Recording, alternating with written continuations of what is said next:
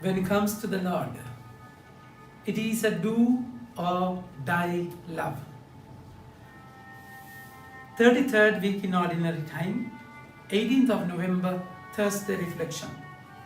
My dear friends, today we find Jesus is crying over Jerusalem. And in the Bible, this word crying, the Lord crying was used in two places. Mainly, when his friend was dead, before Lazarus, he was crying. He cried, John chapter 11 witness. And today in Luke chapter 19, we find he was crying. It does not mean he never cried after that. But then see the weight of the word, weight of it. He looked at Jerusalem and cried because they all missed the point. It is so sad if you are given everything and you miss it. They found a beggar on the street dying, and he died without food. But then when they wanted to clean the body, they found in his pocket there were a lot of money. He never knew because he has got that trouser from somewhere and just never checked the pockets. And he died. But a miss. He had so much in it. My dear friend, the Lord was crying, said it. When Jesus drew near the city, saw the city, he wept over it, saying, would that even you, had known on this day the things that make for peace. But now they are hidden from your eyes. If he is looking at you, and will he smile with you? Will he be joyful? Or will he cry looking at you? Look at you and me. My dear friends, we have to think. We have to think strong, deeply, probing into our hearts and see what I have done, with my life. Because Jesus has come to your life, my life, with a purpose. And we have missed the focus, hamartia, which is sin. And the Lord is saying, but now they are hidden from their eyes. For the days will come upon you when your enemies will set up a barricade around you and surround you and hem you in one on every side and tear you down to the ground and your children within you. They will not leave one stone upon another in you, because you did not know the time of your visitation.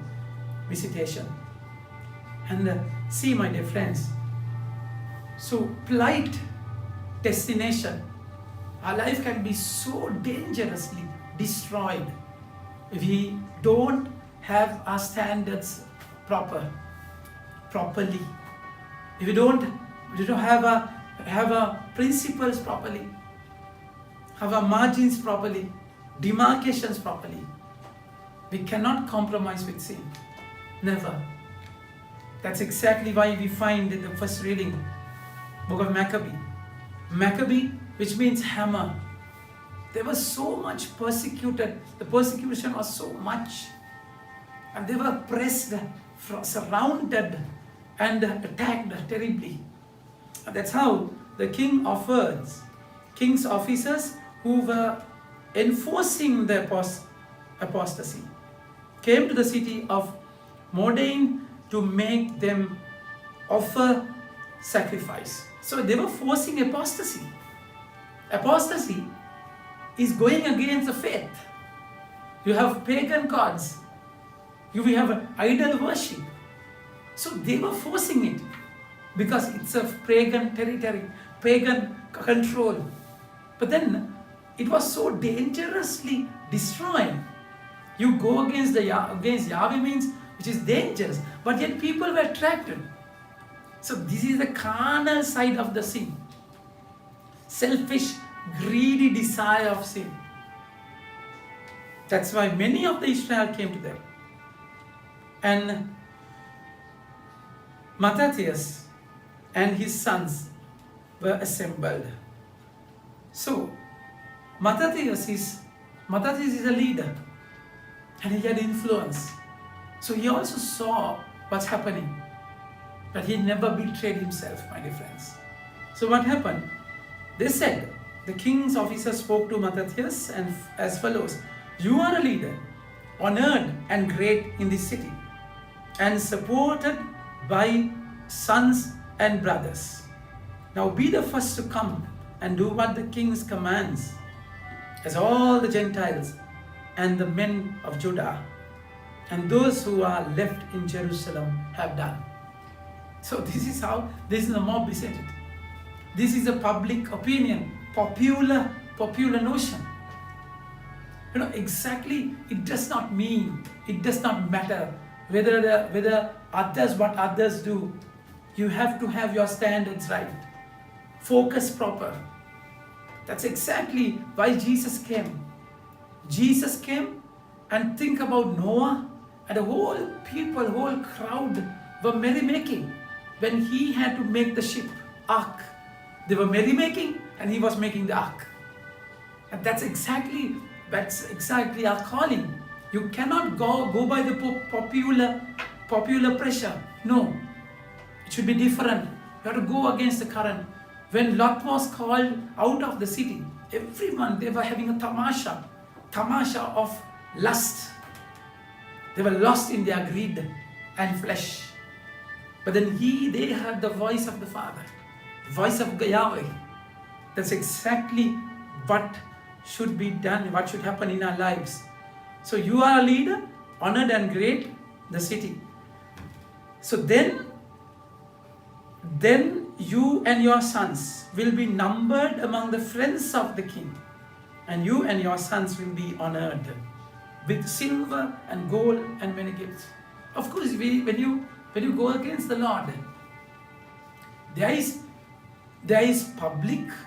popular prestige which you can enjoy in that moment, but you destroy your whole life, whole soul, and your whole inside. Because that's why then what happened?